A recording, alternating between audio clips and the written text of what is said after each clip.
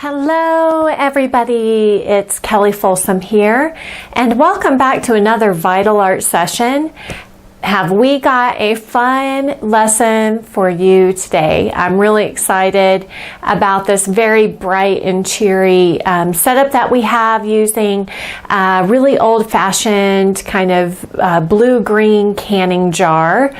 And some Meyer lemons and some really fun chamomile in the jar. So I think this is really a cheerful, bright summer setup, and I'm excited to get in there with you guys and have some fun with this. So let's get started. Okay, everybody, I've got some colors already kind of out and pre-mixed. Now, I used Prussian blue for my blue-green. If you have cerulean blue, which is a remnant of that here, cerulean blue or azure blue by Sennelier, that might be a good color. Phthalo. Those are all really great blue-green colors. Again, I'm just using Prussian. And with the Prussian, I needed to add a little bit of this cadmium lemon, which is the coolest lemon yellow that I have, and a little bit of white. So I've got varying degrees of value here, sort of a middle tone version, a lighter version with less yellow, and a lighter version with more yellow.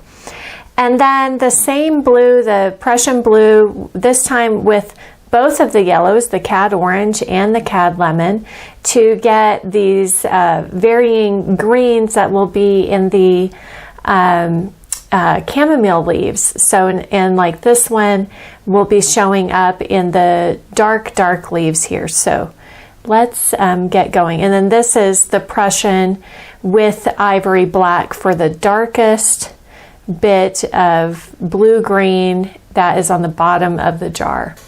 So as always, we want to get started with some of our darkest darks. We want to work dark to light. We want to work thin to thick.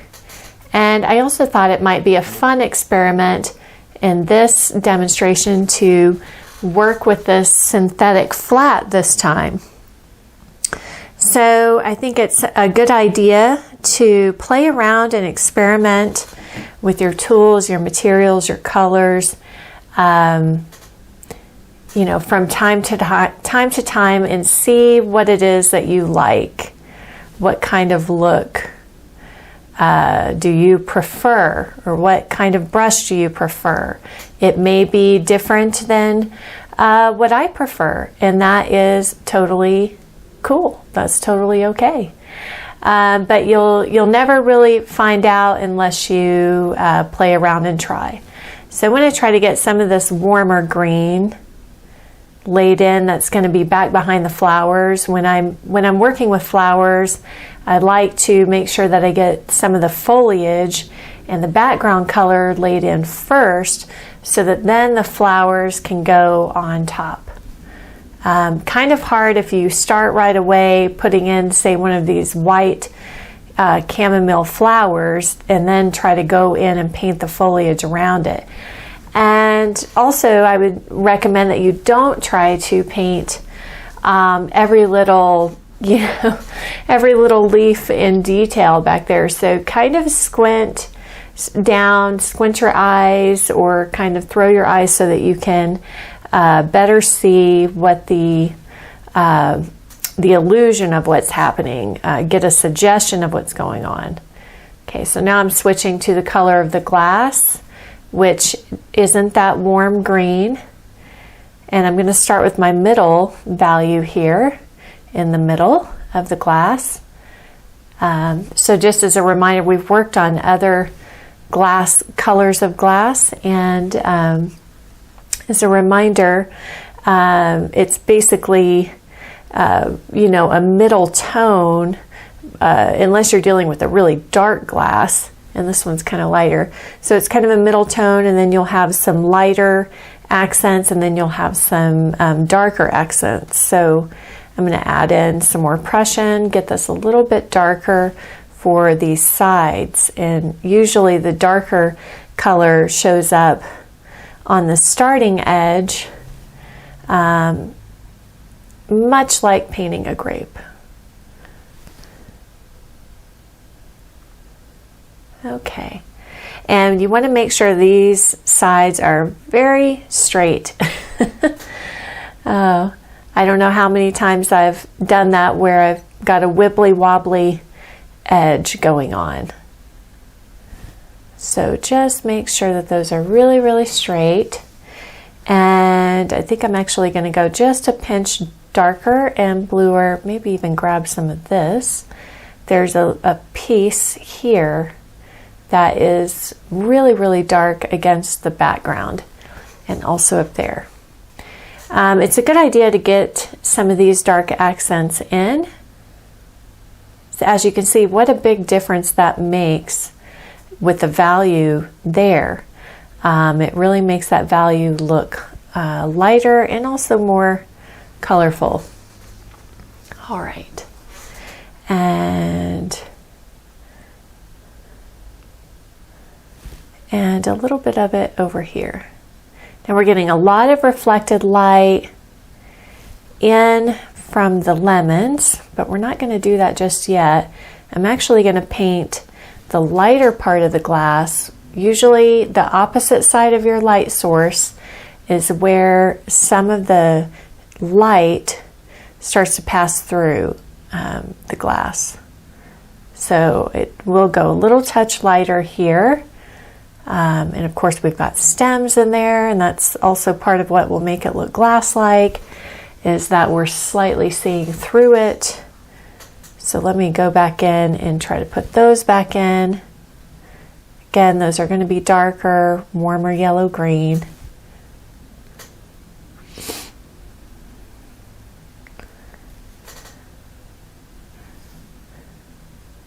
Just trying to slow down my thinking here so that I can really concentrate on these abstract shapes.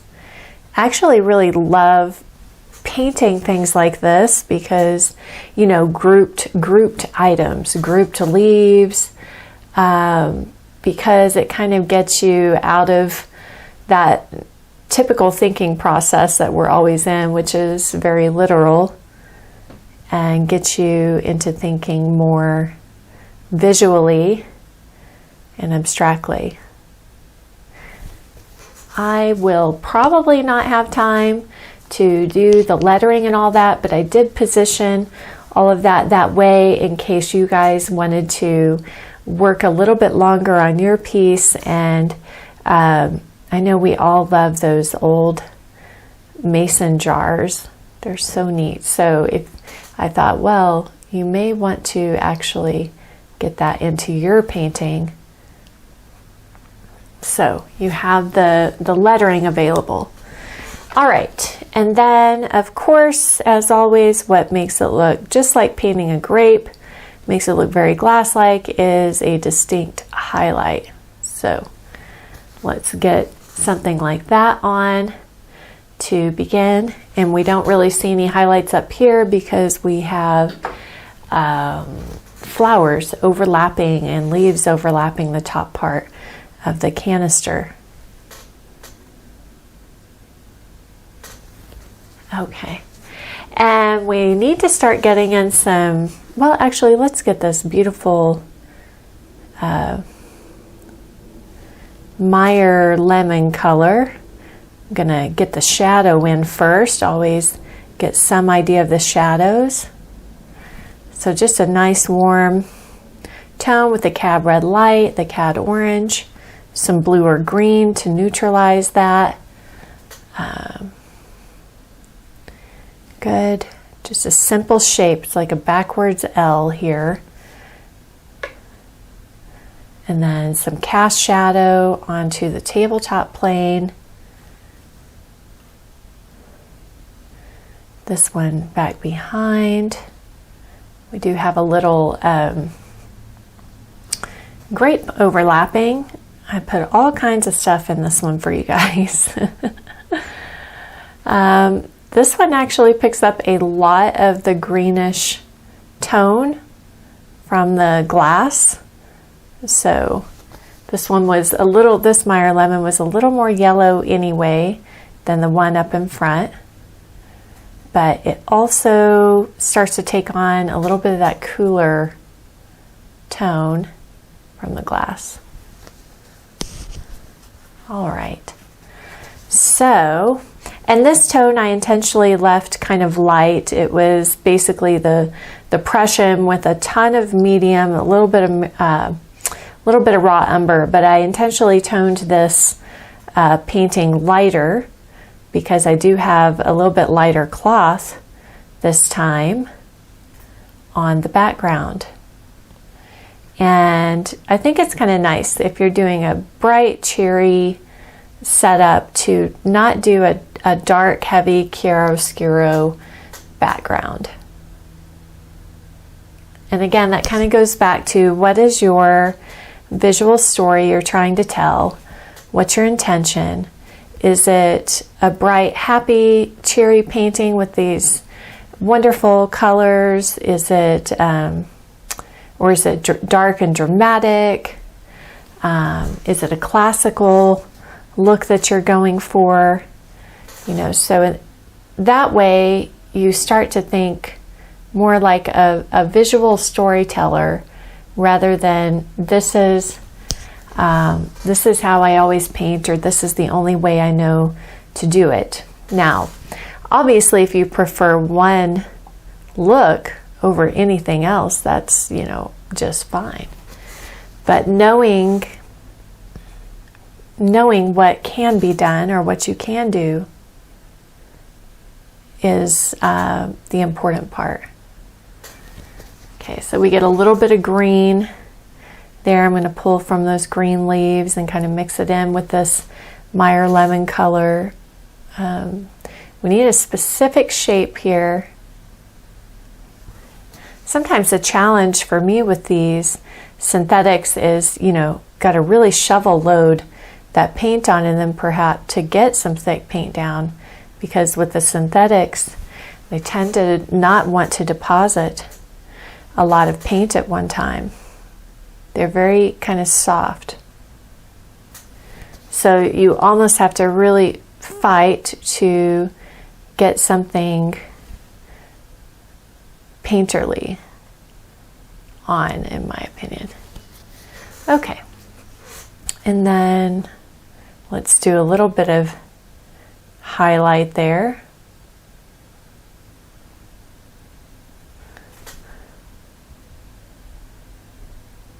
A little bit cooler. Okay, with a little bit of the cad orange and white.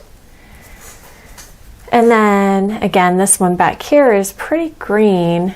Actually, let's just lay it in green and then add some orange and yellow, warmer tones as needed.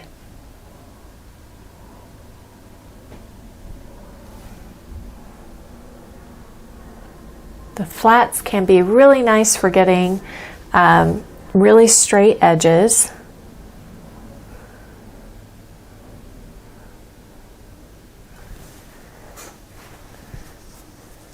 That was maybe too big of a jump, so let's kind of mix the two together here.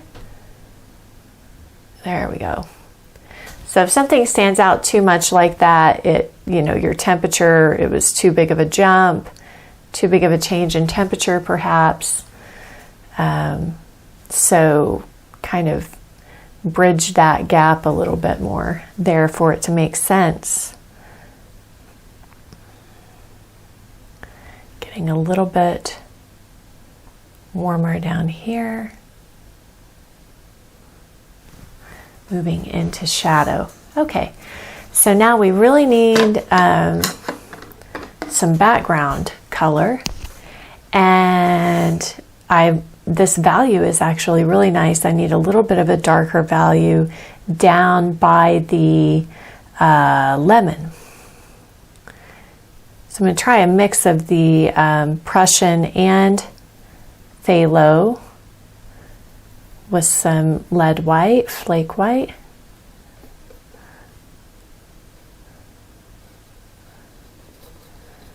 So we will have little bits of darker tones here and there in this background to make certain things pop out.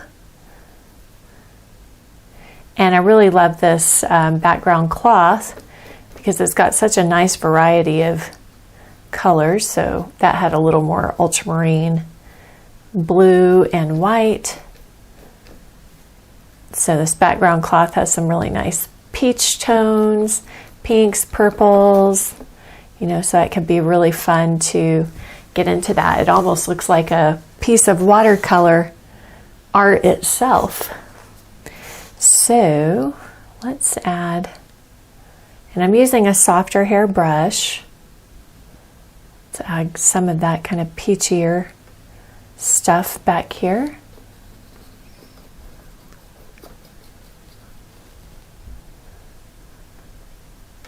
I think the key with this is not to overdo it.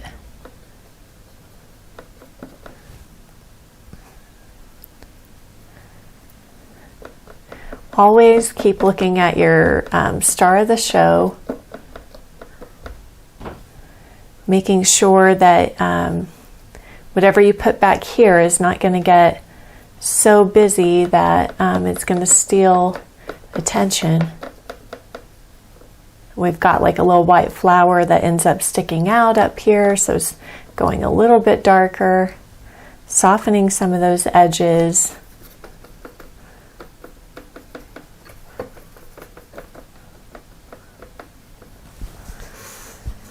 And then we're going to go much lighter up here. Let's see, you need a little bit more of that pink stuff again on this side. Pink and purple, kind of a peachy tone.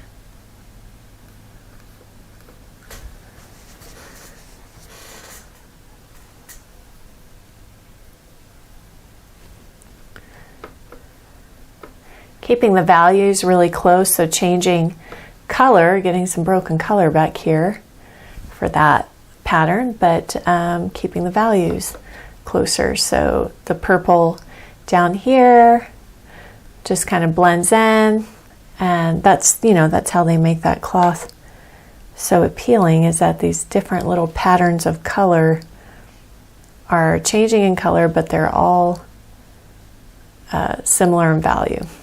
So it doesn't get too wild and busy. All right. Now, I'm, gonna mix, get a whole bunch of that down on the tabletop plane. Start shovel loading this brush. And even some of the yellows and golds show up down here. So I love working with a patterned cloth as a tabletop or as a background because it adds some visual interest, and we don't really have to know exactly what it is. And I specifically chose this cloth because it had basically all of the colors that are in the rest of the setup. The purple of the grapes, the warms, the yellows, the golden color. I just have to fix this because it's driving me crazy. Just curving that cast shadow back in.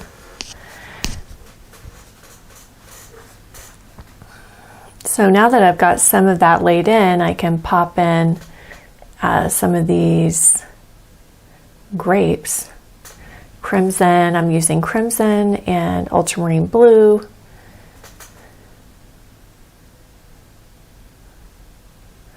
And switching to a different brush can actually kind of change the look of your painting.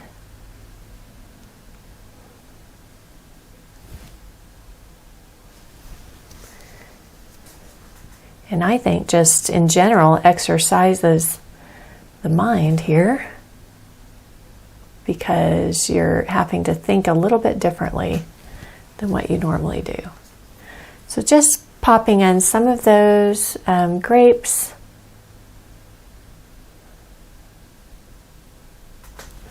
And we also have some nice leaves here and there on the tabletop, plane.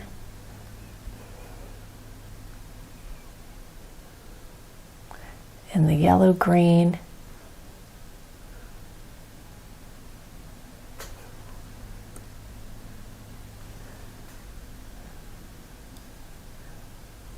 I'm going to make this one overlap that lemon a little bit more.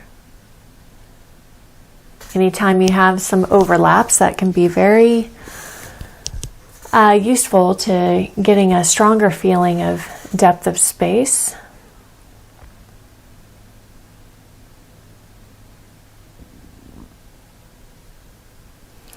Just want to kind of round this out a little bit more up here, if I can. And let's get a little bit of that reflected light. This one is actually stronger. And so you can also kind of blend it in with the underneath color since it's all wet.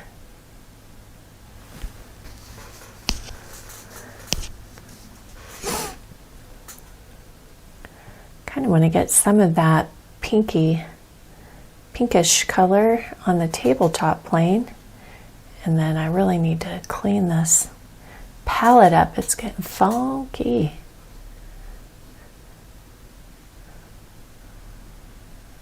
Before we go to do the little chamomile. You notice too, whenever I'm painting a tabletop plane or something that's horizontal, I'll often make my brush strokes go horizontal.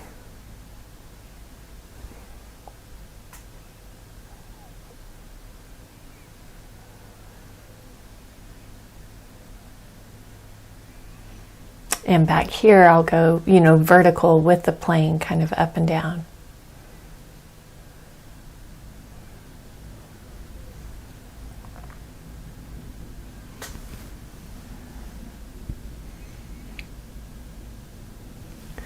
And since my tone was so light, I can kind of actually let some of that underpainting stay the way that it is.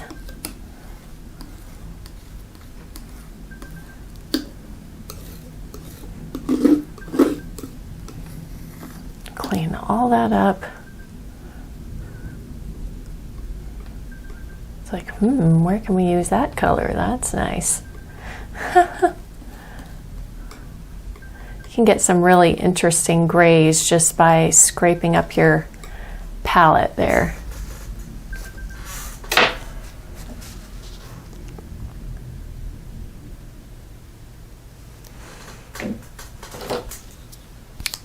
So we'll get a few more pieces of white out, some fresh white.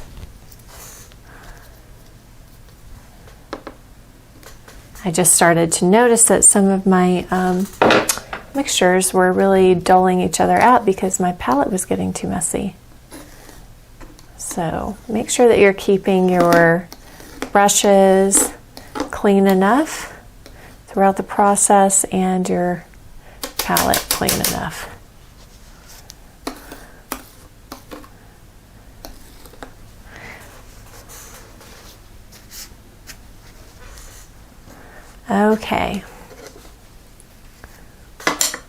Okay, so I said I was going to stick with this brush. Now, one thing I really loved whenever I set this up was sort of this, how these little chamomiles here kind of cascade down the center. I just love that. That's so cool.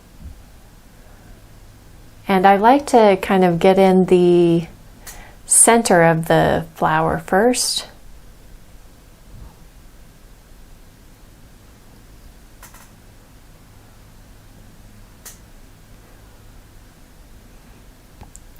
Then kind of following this up.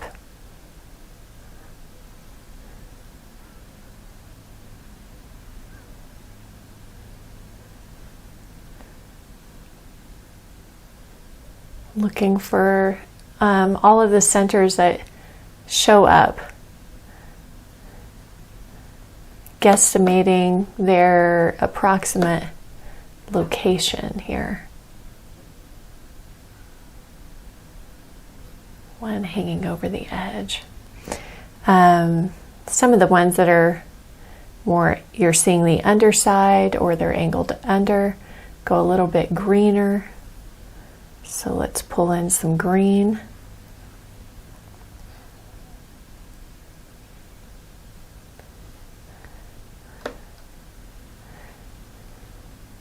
And then some of these stems that I didn't have a chance to get in until I get the background, at least enough of the background on. Now would be a good time to indicate some of those. Without those, it just doesn't quite have the same, sort of wildflower bouquet feeling. So as some of these begin to escape from the leaves, they start to get a little, leggy, I guess, where you start to see the stems a little bit more. It's fun.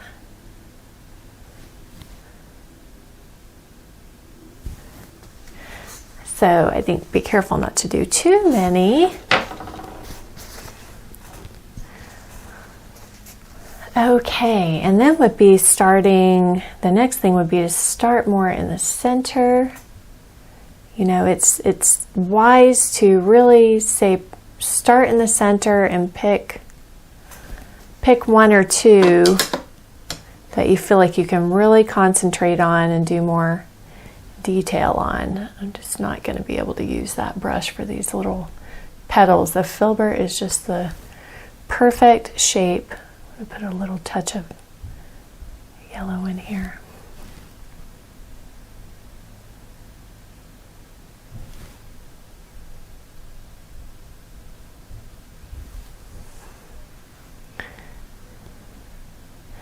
If some are kind of layered further back, I would say kind of cool them off.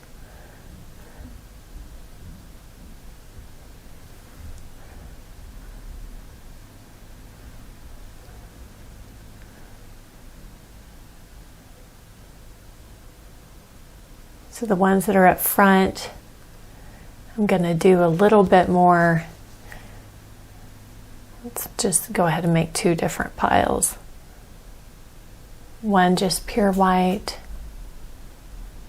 and a little touch of yellow for some of the ones that really stand out. And I think that center on that one can go a little more colorful and lighter.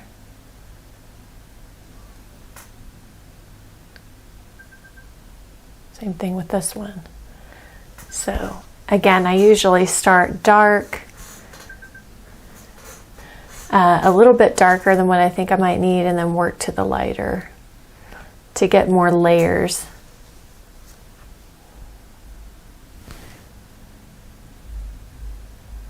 And then sometimes that darker mixture winds up getting left reading as a little shadow on that center flower. Actually, we're going to relocate this, highlight. A little close maybe. I think it's just that I got my flower a little too low.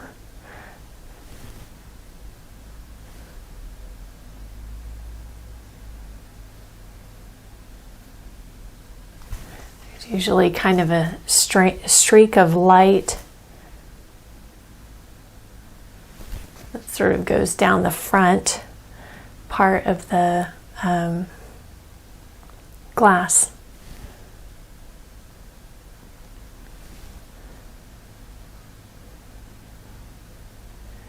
Maybe a little more of the yellow-green that's inside the glass from the foliage.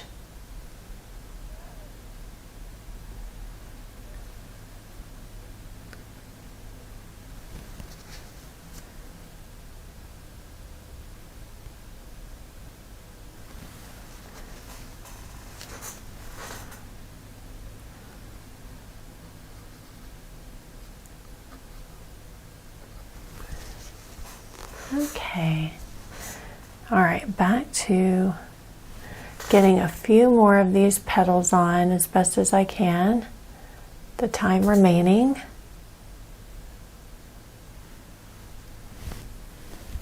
So again, just kind of making sure that I'm focusing on the ones front and center. Those are the ones closest to me. I'm going to work on those first. Doing a few more in detail and leaving the rest suggested will have more impact than doing every single one.